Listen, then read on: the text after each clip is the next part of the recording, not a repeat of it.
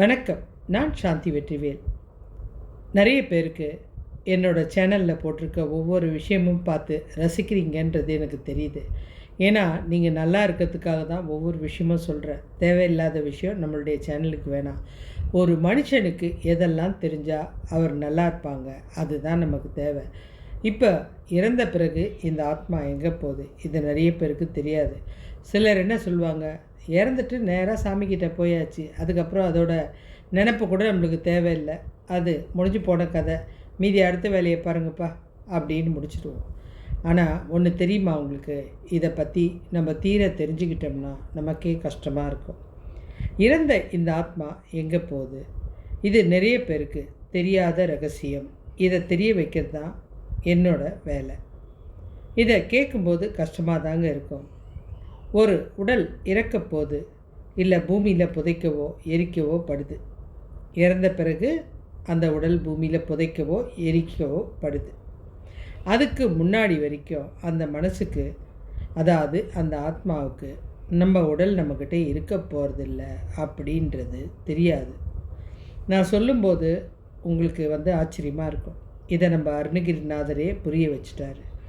அந்த உடல்ல இருந்து உயிர் போய் விண்ணுலகத்தில் இருந்த அந்த பாரிஜாத பூவை அந்த அரசர் கேட்டார்னு எடுத்துகிட்டு வர்றதுக்குள்ளே அந்த உடல் எரிக்கப்பட்டதுன்னும் போது அவர் எப்படி தவிச்சார், அந்த மாதிரி தவிப்பு தான் அந்த ஆத்மாவுக்கு இருக்கும். கண்டிப்பாக இருக்கும். அதுக்கு அந்த உடல் இருக்க போகிறது இல்லைன்றது தெரியாது. அதோட மனசில் இந்த விஷயம் பாதிப்பை தரும். நமக்கு எப்படி நம்ம கூட உட்காந்துருக்க ஒருத்தர் இருக்க போகிறது இல்லைன்னு தெரியாது. திடீர்னு மயங்கி விழும்போது தான் நமக்கு தெரியும் அந்த உயிர் இல்லைன்றது. அதே அதிர்ச்சி அதுக்கும் இருக்கும். இதுவும் அந்த வீட்டில் இருக்கிறவங்கக்கிட்ட போய் சொல்லிக்கிட்டே இருக்கும். நான் உயிரோடு தான் இருக்கேன், என்னை பாரு, நான் இங்கே தான் நிற்கிறேன், நான் உன் கூட தான் பேசிகிட்ருக்கேன், என்னை பாரு, உன் பக்கத்தில் நிற்கிற அப்படின்னு சொல்லும். ஆனால் நமக்கு தான் வீட்டில் இருக்கிற கூச்சலும் அழுக சத்தத்துலேயும் அதோட குரல் அடங்கி போயிடுது. இந்த விஷயத்தை நீங்கள் முதல்ல நல்லா ஆழமாக புரிஞ்சுக்கணும்.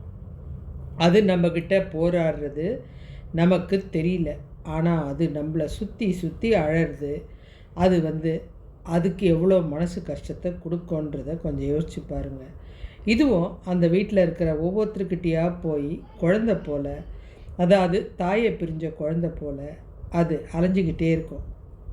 இந்த வார்த்தை உங்களுக்கு ஆச்சரியமாக இருக்கும், ஆனால் உண்மை இது தாங்க.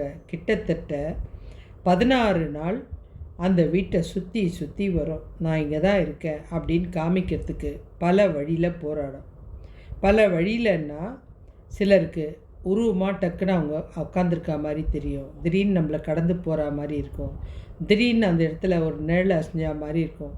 சில நேரம் அவங்க போடுற சென்ட்டு வாசனையோ அல்லது அவங்க விரும்புகிற ஒரு வாசனை திரவியமோ நம்ம வாசனைக்கு போகும். இதெல்லாம் அவங்க இருக்கிறதுக்கு உண்டான அறிகுறிகள். இந்த 16 நாள் எதுக்காக இது 16 நாள் வரைக்கும் இங்கே பூமியில் இருக்குது அப்படின்னு தெரிஞ்சுக்கிறதுக்கு தான் உங்களுக்கு சில விஷயங்களை சொல்கிறேன். இது கத்துது, அழுவுது, எல்லாம் ஏன்னு தெரியாமல் அது போய் இறைவன்கிட்ட தான் போய் கேட்கும். இது இங்கே பூமியில் கத்தி முடிச்சாச்சு, அழுது முடிச்சாச்சு, யாருக்கும் புரிய வைக்க முடியல. இறைவன்கிட்ட போய் கேட்கும், எனக்கு என்னுடைய உறவு கூட நான் இருக்கணும், நான் என்ன பண்ணணும் அப்படின்னு கேட்கும். இதை பாருப்பா, உனக்கு நேரம் முடிஞ்சாச்சு. நான் இது முதல் நாளே போய் கேட்டுடும். தன்னுடைய அதாவது அந்த உடல் எரிக்கப்பட்ட உடனே அது வேகமாக ஓடி போய் இறைவனை பார்க்கும். ஏன்னா அந்த ஆத்மாவுக்கு நிமிஷத்துக்கு எத்தனையோ கிலோமீட்டர் வரைக்கும் போகக்கூடிய சக்தி இருக்குது, எத்தனையோ உலகங்களுக்கு போகக்கூடிய சக்தி இருக்குது. ஆத்மான்றது ஒரு சின்ன கண்ணுக்கு தெரியாத துகள் மாதிரி ஒளி தான். ஒரு நிமிஷத்தில் அது விண்ணுலகத்தில் போய் நிற்கும், அடுத்த நிமிஷம் நம்ம இங்கே கூப்பிட்டோம்னா இங்கே நிற்கும். இப்போ இது இறைவனை போய் சந்திக்குது, அவர்கிட்ட கேட்குது. அதுக்கு அவர் என்ன சொல்கிறாரு, ஒரு 15-16 நாள் உனக்கு டைம் கொடுக்குறேன், உன் வீட்டில் இருக்கிறவங்க இதை ஏற்றுக்கிட்டா அதுக்கப்புறம் நீங்கள் வா, நான் அதுக்கப்புறம் அதை பற்றி பேசுகிறேன் அப்படின்றாரு. இப்போ இந்த ஆத்மா அதனால தான் 15 நாள் 16 நாள் அந்த வீட்டை சுற்றியே இருக்கும். அந்த வீட்டில் இருக்கிறவங்க அதனால தான் மகிழ்ச்சியாக இருக்க மாட்டாங்க. ஏன்னா சாஸ்திரப்படி அந்த ஆத்மா அந்த வீட்டில் தான் சுற்றி சுற்றி இருக்கும். இப்போது திடீர்னு நம்ம ஒரு வீட்டில் நிரந்தரமாக குடியிருக்கிறோம். திடீர்னு அந்த வீடு கதவு சாத்திட்டா நமக்கு வேறு வழி தெரியாதுங்க. எங்கே போனோன்னு கூட தெரியாது. ஆனால் இந்த ஆத்மாவுக்கும் அதே நிலைமை தான். அதே மாதிரி இன்னொரு விஷயமா சொல்கிறேன் பாருங்கள். நம்ம அழுதா டக்குன்னு ஒரு 4 பேர் வந்து அழாதப்பா நான் இருக்கேன் உனக்கு அப்படின்வாங்க. ஆனால் இந்த ஆத்மா அழறத யாராலையும் அடக்கவே முடியாது. அது இப்போ வந்து பரிசுத்தமான ஆத்மா. அதுக்கு நல்லவங்களும் தெரியாது, கெட்டவங்களும் தெரியாது. நல்லா இதெல்லாம் புரிஞ்சுக்கணும் நீங்கள். ஒரு வீட்டில் இறந்த உடனே அப்பா போய் சேர்ந்தான், இவ்வளோ நாள் அமக்கலம் பண்ணுவேன், கண்டிப்பாக சொல்லவே மாட்டாங்க. நீங்கள் அதை நல்லா கவனித்து பார்க்கணும். ஏன்னா இறந்த பிறகு அந்த ஆத்மா கடவுளுக்கு சமமானது, சுத்தமானது. அதனால தான் அந்த வீட்டில் யாருமே அந்த உறவுகளை திட்டமாட்டாங்க. அவங்க செஞ்ச நல்ல விஷயத்தெல்லாம் சொல்லுவாங்க. அது அந்த 15 நாள் மனசில் வாங்கிக்கும். அதுக்கு அப்போ திருப்தி ஆகிடும். பரவாயில்லப்பா, நம்ம வாழ்ந்த வாழ்க்கை இவங்களுக்கு நல்லது தான் பண்ணியிருக்கோம், பரவாயில்ல, நம்ம இனி கடவுள்கிட்ட போகலாம் அப்படின்னு. இந்த 16ஆம் நாள் நம்ம காரியம்லாம் முடிஞ்ச அப்புறம் அதுக்கு நினச்சிக்கோ மனசுக்கு, பரவாயில்ல எல்லாருமே சந்தோஷமாக இருக்காங்க, நம்மளை பெருசாக நினைக்கல அப்படின்னு நினைக்கும். ஆனால் நீங்கள் நினைக்கிற மாதிரி அது கடவுள் சொன்ன மாதிரி நேராக கடவுள்கிட்ட போகாது. அது மனசில் அந்த வீட்டை சுற்றி பார்க்கும். இந்த வீட்டில் இருக்கிற எந்த ஜீவனுக்கு என்னென்ன பிரச்சனை, நான் சொல்லும்போது உங்களுக்கு ரொம்ப ஆச்சரியமாக இருக்கும். என்ன பிரச்சனை, எதெல்லாம் நம்மளால் உடனே செய்ய முடியும். நம்ம பிள்ளைக்கு கல்யாணம் ஆகலை, நம்ம பொண்ணு புருஷனை பிரிஞ்சு வந்திருக்கு, நம்ம வீட்டுக்காருக்கு வேலை இல்லை, அவருக்கு ஏதோ உடம்பு சரியில்லை, அதை நம்ம சரி செய்யாமல் வந்துட்டோமே, அந்த மன பாதிப்பு அதுக்கு மனசில் இருக்கும். உடனே என்ன பண்ணோம், இந்த கண்ணுக்கு தெரிஞ்ச சில விஷயங்களெல்லாம் அது மனசில் ஏற்றுக்கிட்டு உடனே போய் கடவுளை போய் பார்க்கும். இறைவா நீ சொன்னது சரிதான், அவங்க என்னுடைய பிரிவை ஏற்றுக்கிட்டாங்க, ஆனால் என்னால் முடிஞ்ச வரைக்கும் அவங்களுக்கு ஏதாவது கொஞ்சமாவது செய்யணும். ஏன்னா இந்த அழற குழந்தைக்கு உடனே சாக்லேட் கொடுக்குற மாதிரி அந்த வீட்டில் இருக்க சில விஷயங்களாக நான் செய்யணும் அப்படின்னு அது முடிவெடுக்கும். அவரும் அது சொன்னது மாதிரி நான் செஞ்சு தரேன், நீ கவலைப்படாத. ஏன்னா குழந்தை வந்து எப்போவுமே அழுகும்போது சமாதானப்படுத்த என்னென்ன செய்யணுமோ அதெல்லாம் செய்வாங்க. கடவுளும் அதனால் அந்த அழற ஆத்மாவுக்கு சமாதானப்படுத்தணும். அதனால் ஆசை வார்த்தை காட்டுற மாதிரி உடனே அந்த ஆத்மா பிரிஞ்ச உடனே அந்த வீட்டில் அது வரைக்கும் கல்யாணம் ஆகாத பிள்ளைக்கு கல்யாணம் நிச்சயமாகும். பிரிஞ்சு போன உறவு திடீர்னு சேரும். இது சேரவே சேராதுன்னு நினச்ச உறவு சேரும். இவர் அவ்வளோதான், இதோட முடிஞ்சுது இவர் கதை. ஏற்கனவே ரொம்ப உடம்பு சரியில்லாமல் இருந்தாருன்னு நினைப்போம். ஆனால் அவர் திடீர்னு முன்னை விட ஆரோக்கியமாக நடப்பார். இதெல்லாம் ஒரு மாய வித மாதிரி நிமிஷ நேரத்தில் சில மாதங்கள்லேயே மாற ஆரம்பிச்சிடும். இந்த ஆத்மாவுக்கு அந்த இடத்த விட்டு போகவே மனசு வராது. அங்கேயே நான் இருக்கிறேன் அப்படின்றத உங்கள்கிட்ட காமிச்சிக்கிட்டே இருக்கும். சில நேரம் நீங்கள் அழுகும்போது நான் இங்கே தான் இருக்கேன் நம்மளை கடந்து போகும்போது நம்ம மேலே ஜில்லுன்னு ஒரு காற்று படரும். அது வந்து நம்மளை தாண்டி போகுதுன்றதுக்கு அர்த்தம். சில நேரம் நம்ம திடீர்னு நம்மளுடைய ரூம் கதவு திறந்து மூடுற மாதிரி இருக்கும். இது நம்மளை பார்க்குறதுக்கு எப்பவும் போல் அதோட ரூமுக்கு வந்து போகுதுன்னு அர்த்தம். சில நேரம் பயங்கரமாக சில சத்தங்கள் கேட்கும். பயங்கரமானா நம்ம பயப்படுற அளவுக்கு இல்லை, திடீர்னு சில சத்தங்கள் கேட்கும். அவர் பேசினா மாதிரி இல்லை, நம்ம கூட இருந்த அந்த உறவு ஏதோ ஒன்று சொல்ல வரா மாதிரி.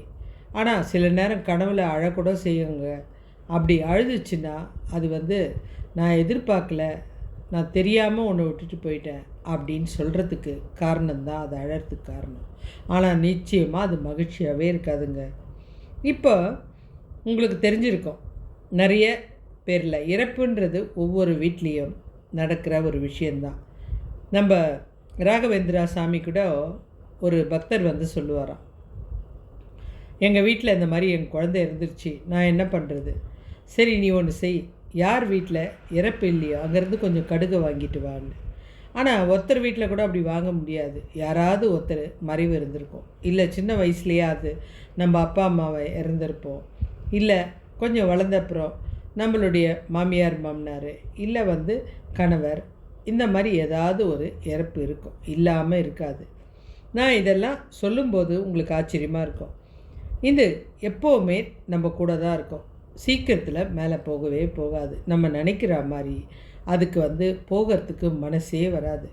இப்போ நம்மளே வந்து சில நம்ம பிரியமான ஒரு பொண்ணு வீடு, அந்த பொண்ணு வீட்டுக்கு போகிறோம்.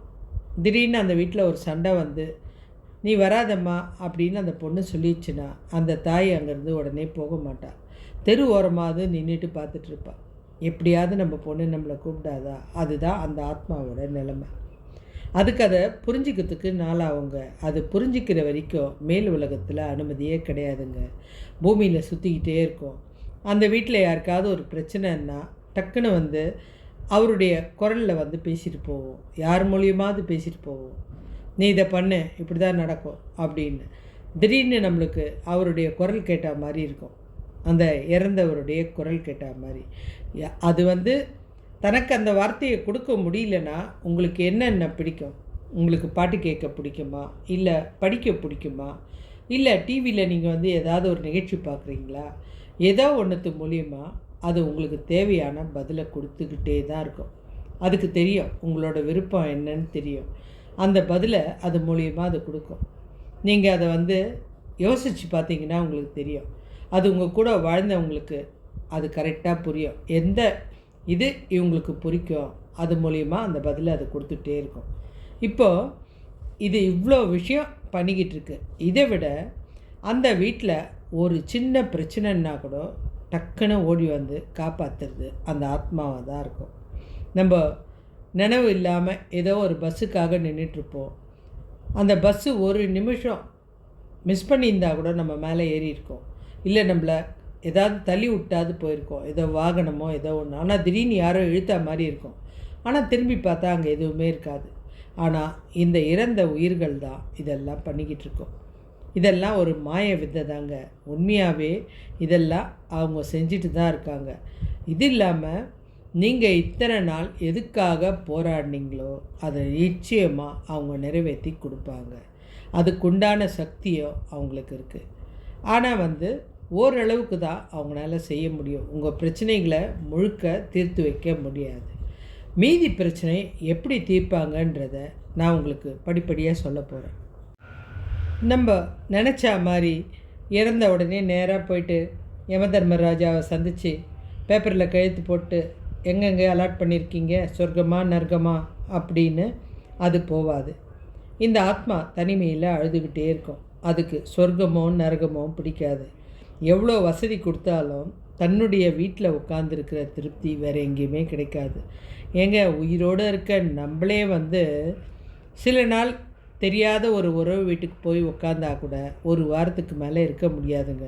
என்ன தான் இருந்தாலும் நம்ம கட்டிலில் வந்து படுக்கிற ஒரு சுகம் வேறு எங்கேயுமே கிடைக்காதுங்க. அதனால தான் என்ன பண்ணுவாங்க, அந்த ஆத்மா வரும் அப்படின்றது தெரிஞ்சுதான் அவங்களுடைய உடைகளோ இல்லது பொருட்களோ அங்கேருந்து எடுக்கிறதுக்கு காரணம்.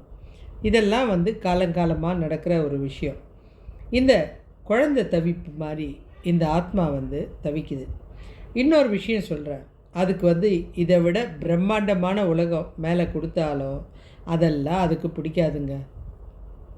தன்னுடைய குழந்தை என்ன செய்யுது, தன்னுடைய மகன் என்ன பண்ணுறான், தன்னுடைய மனைவி என்ன பண்ணுறா, தன்னுடைய கணவர் என்ன பண்ணுறாரு, இந்த யோசனையில் தான் அது தவிச்சிட்ருக்கோம். இதனால் கதறிட்டுக்கு தாங்க இருக்கும். அதுக்கு எதுவுமே தெரியாது. மேலே போகணுன்னு நினச்சி போச்சுன்னா கீழே நம்ம என்ன பண்ணுறோம் தெரியுமா? மிகப்பெரிய தவறு பண்ணுறோம். வீட்டில் ஒரு சின்ன விஷயம், ஒரு மகன் சண்டை போட்டாலோ உடனே அம்மா என்ன பண்ணுவாங்க, ஏங்க நீங்கள் இருந்தீங்கன்னா இதெல்லாம் நடக்குமா? அந்த போகிற ஆத்மா ரிட்டன் திரும்பி வரும். உடனே பையன் வந்து ஒரு நல்ல வேலை கிடைக்கலனா, அப்பா என்னை இப்படி அம்போன்னு விட்டு போயிட்டியே, நல்லா இருக்கா அப்படின்னா திருப்பியும் மேலே போகிற ஆத்மா கீழே இறங்கும். யோசிச்சு பாருங்கள். எனக்கு கல்யாணமே நடக்கலை, நீ மாத்திரம் என்னை விட்டுட்டு போயிட்ட அப்படின்னா மேலே போகிற ஆத்மா திரும்ப கீழே இறங்குது. அதாவது அதை மேலே போகவே விடாமல் நம்ம தடுக்கிறோம். இது நம்ம செய்கிற மிகப்பெரிய தப்பு. அது இறந்தாச்சு. அது இறந்த அப்புறம் நம்ம வந்து எதுக்கு எடுத்தாலும் அதை கூப்பிடுறது தப்பான விஷயம். ஏன்னு சொல்கிறேன்னு கேளுங்க. இது மேலே போன அப்புறம்தான் நம்மளுடைய வாழ்க்கைக்கு என்னென்ன தேவைன்றது அத்தனையும் அந்த இறைவன்கிட்ட பேச முடியும். அது நிறைய பேருக்கு தெரியாது. இதை விட இன்னொரு ரகசியம் சொல்கிறேன் பாருங்கள். இறந்து போயிட்டாங்கன்னு வச்சுங்க, அவங்க இறந்து போனவங்கள பற்றி திட்டவே கூடாது. நீங்கள் மிகப்பெரிய தண்டனையை அவங்களுக்கு கொடுத்துட்டீங்க. நான் சொல்கிறது நீங்கள் யோசித்து பார்த்தா உங்களுக்கே ஆச்சரியமாக இருக்கும். என்ன தண்டனை கொடுத்தீங்க? அந்த உடல் உங்ககிட்ட கோபமாக பேசியிருக்கலாம், இல்லை அந்த உடல் உங்களை கஷ்டப்படுத்தியிருக்கலாம். ஆனால் அதுக்கு பதிலாக அந்த உடல் இருக்கிற இடம் தெரியாமல் மண்ணிலேயோ அல்லது எரிச்சு சாம்பலாக்கி நம்மளுடைய வேலையை முடிச்சாச்சு. இப்போ இருக்கிறது பரிசுத்தமான ஆத்மா. கடவுள் முன்னாடி தைரியமாக போய் நிற்கக்கூடிய அந்த ஆத்மாவை நம்ம கோபமாக இருக்கிற வரைக்கும் என்னென்ன பண்ண, ஏது பண்ண, ஆனால் அந்த ஆத்மா உங்களை எதுவுமே கோச்சிக்காதுங்க, உங்களை எதுவுமே பண்ணாது. ஆனால் அது கலங்குச்சுன்னா நீங்கள் தான் தாங்க மாட்டீங்க.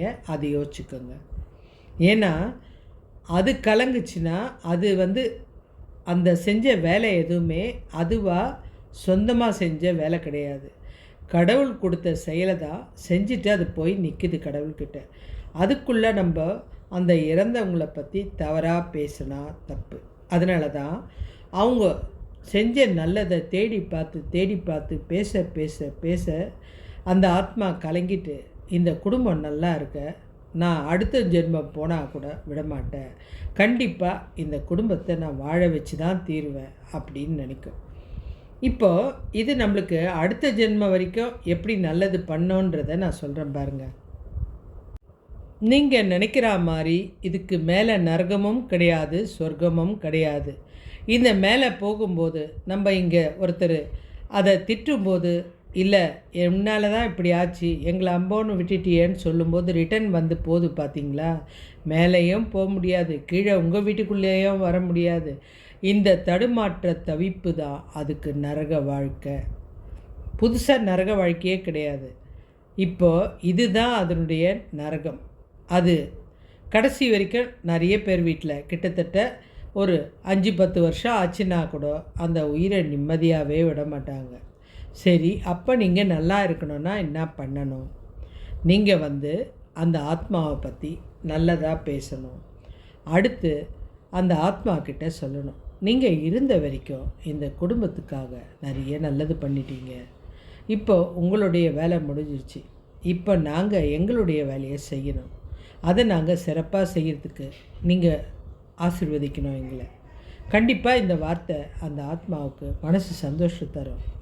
ஏன்னா ஒரு அவார்டுன்றது பெரிய விஷயம். ஒரு ஆத்மா பூமிக்கு இத்தனை வருஷம் கடந்து வாழ்ந்து அந்த குடும்பத்துக்கு தேவையானதெல்லாம் செஞ்சுட்டு இல்லை செய்யாமல் போச்சுன்னா கூட உங்களை வளர்த்துருக்குது, உங்களுக்கு வாழ வழி கற்றுக் கொடுத்துருக்குது. அதுக்காகலாம் எவ்வளோ சிரமப்பட்டிருக்கோம், எவ்வளோ கஷ்டப்பட்டிருக்கோம். ஆனால் எல்லாம் தாண்டி அந்த ஒவ்வொரு குழந்தைகளை வளர்த்து ஆளாக்கி எல்லாம் முடித்த அப்புறம்தான் அது அதனுடைய உடம்பு தாங்காதுன்றதுனால தான் மேலே போகுது. ஆனால் அதையும் நம்ம இம்சை பண்ணாமல் அதை பற்றி நல்லதாக யோசித்து நல்லதை பேசணும். கண்டிப்பாக உங்கள் வாழ்க்கையில் ஏதாவது 1% அவங்களால நல்லது நடந்திருக்கும். அந்த நல்லதை மறக்காதீங்க. அதை எப்பவும் சொல்லி, நீ நிம்மதியாயிருமா, நீங்கள் இருந்து பட்ட கஷ்டம்லாம் போதும், எங்கள் கஷ்டத்தோடு சேர்ந்து நீயும் துன்பப்பட்ட, நீ நல்லா இருக்கணும், நீ எந்த துன்பமும் பட தேவையில்லை, இது நாங்கள் பண்ண வேண்டிய வேலைகள். யோசிச்சு பாருங்களேன், நம்ம ஒரு வீட்டில் 10 பேர் இருக்கோன்னா அந்த ஒரு ஆத்மா தான் அந்த 10 பேருடைய கடமையை செய்யணுமா? கிடையாது. ஒரு திரைப்படம்னா சிவாஜியும் இருப்பார், நாகேஷும் இருப்பார். ஒன்றுத்துக்கும் உதவாத சாதாரண ஒரு கேரக்டர் கூட்டமாகவும் நிற்கும். ஆனால் அவங்களுடைய கேரக்டரை காமிக்க வேண்டிய நேரம்னு ஒன்று இருக்குது. அதை தனித்தனியாக அவங்க அந்த சாதனையை செஞ்சுட்டு தான் போய் ஆகணும். நம்ம எல்லாத்துக்குமே அந்த மெயின் கடைசி வரைக்கும் அந்த பெரிய ஆக்டர் இருக்கணும் அப்படின்றது கிடையாதுங்க. அவர் போனால் தான் உங்களுடைய திறமை வெளியில் தெரியும், நீங்கள் யாருன்றது இந்த உலகத்துக்கு புரியும். உங்களுக்கு அப்புறம் அடுத்து வர்றவங்களுக்கு அந்த கேரக்டர் போகும். ஒவ்வொருத்தரையும் தனித்தனியாக தெரிய வைக்கிறதுக்கு தான் இறைவனுடைய இந்த கேம் நடக்குது. இதை நீங்கள் புரிஞ்சுக்கிட்டாலே மிகப்பெரிய விஷயம். நம்மளுக்கு அது விவாதம் பண்ணுறதுக்கு சொந்த பந்தம் இருக்குது, எல்லாரும் இருக்காங்க. ஆனால் அந்த ஆத்மாவுக்கு யாரும் கிடையாது. அப்போ நீங்கள் அதை உட்காந்து தனியாக டெய்லி ஒரு 5 நிமிஷம் இல்லை சாமி கும்பிடும்போது, நீ இருந்த வரைக்கும் எங்களுக்கு எவ்வளோ நல்லது பண்ண, இனி எனக்கு துணையாக இரு. இப்போ அது கடவுளுக்கு சமம். இப்போ அது என்ன பண்ணோம், எங்கே போய் அக்ரிமெண்ட் வைக்கும் பாருங்கள். நேராக திருப்பியும் சாமிக்கிட்ட போவோம். இறைவா, எனக்கு நீ முதல்ல சின்ன சின்ன கமிட்மெண்ட் எல்லாம் செஞ்சு கொடுத்த, இனி அவங்களே சுயமாக முயற்சி எடுக்கிற அளவுக்கு திறமைகளை வளர்த்து கொடு. ஏன்னா நான் பரிபூர்ணமாக அந்த குடும்பம் எல்லாம் செஞ்சுட்டு வரல. எனக்கு எப்படி தெரியாதோ அது போல் நான் போக போகிறதும் அவங்களுக்கு தெரியாது. அவங்களுக்கு இதெல்லாம் நீ செஞ்சு கொடுத்தினா நிச்சயமாக நீ சொல்கிற அடுத்த பிறப்புக்கு நான் போகிறேன்னு சொல்லும். கடவுளுக்கு இந்த ஆத்மா இன்னும் இத்தனை பிறப்பு எடுக்கணுன்றது கணக்கு. அப்போ கண்டிப்பாக அவர் இப்போ ஒரு வேலை செய்யணுன்னா, எனக்கு இன்க்ரிமெண்ட் போட்டு கொடுத்தா தான் நான் வேலை செய்வேன்னா வேலை ஆகணும், அதுக்காக இன்க்ரிமெண்ட் நடக்கும். இப்போ இந்த ஆத்மா கேட்குறதெல்லாம் அந்த கடவுள் செஞ்சு கொடுக்குறேன்னுவார். ஏன்னா அடுத்த ஜென்மத்துக்கு போனோம்ல. நீங்கள் யோசிப்பீங்க, அந்த அடுத்த ஜென்மத்துக்கு போகிறதுக்குள்ளே இந்த அக்ரிமெண்ட்டில் சைன் நடந்துடும். அப்போது நம்ம வேண்டுதல்லாம் கரெக்டாக நடக்கும். நமக்கு ஒன்று ஒன்றா நம்ம படிப்படியாக உயர்றதை நம்ம பார்க்க வேண்டியிருக்கும். இவங்க இறந்துட்டாலும் இல்லை அடுத்த ஜென்மத்துக்கு போயிட்டாலும் நம்ம திதி மத்திரம் கொடுக்குறோமே, இவங்க எப்படி நம்மளை மறந்துடுவாங்களா? கிடையாதுங்க. திதின்றது நம்ம இவ்வளோ நாள் அவங்க நம்ம கூட வாழ்ந்ததுக்காக செய்கிற ஒரு என்ன சொல்கிறது மதிப்பு. அந்த மதிப்பை நம்ம கொடுக்கணும். அந்த மதிப்பும் அவங்க தான் போயாச்சே பார்க்க போகிறாங்களா, செய்ய தேவையில்லைன்னா இந்த இடத்துல முக்கியமாக யோசிக்கணும். அவங்க குழந்தையாயிட்டாங்க, அவங்களுக்கு தெரியாது. ஆனால் இந்த கோபம் குலதெய்வத்துக்கு வரும்.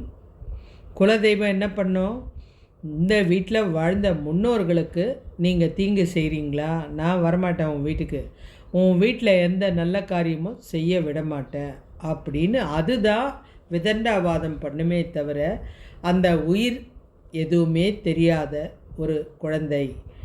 இப்போ உங்களுக்கு புரிஞ்சிருக்கும், இந்த ஆத்மாவோட சக்தி புரிஞ்சிருக்கும். நம்மளுடைய வாழ்க்கையை வாழணுன்னா இவங்களுக்கு கண்டிப்பாக நன்றி சொல்லணும். இந்த முன்னோர்கள் இல்லைன்னா நம்மளுக்கு வாழ்க்கையே கிடையாதுங்க. இன்றைக்கி நம்ம வாழ்க்கையில் இந்த இடத்துல உட்கார்றதுக்கு அந்த முன்னோர்களின் கண்ணீரும் அவங்களுடைய துன்பங்களும் தான் காரணம். இதை மறக்கக்கூடாது. அது இல்லாமல் சதா சர்வகாலம் அவங்கள திட்டுறது உங்கள் குடும்பம் நிச்சயமாக மேலுக்கு மேல் முன்னேறவே முடியாது. அந்த துயரம் கொடுக்கறது நம்மளுடைய இறந்து போன முன்னோர்கள் கிடையாது. இது அத்தனையும் செய்கிறது நம்மளுடைய குலதெய்வம். நம்ம தவறாக புரிஞ்சுப்போம்.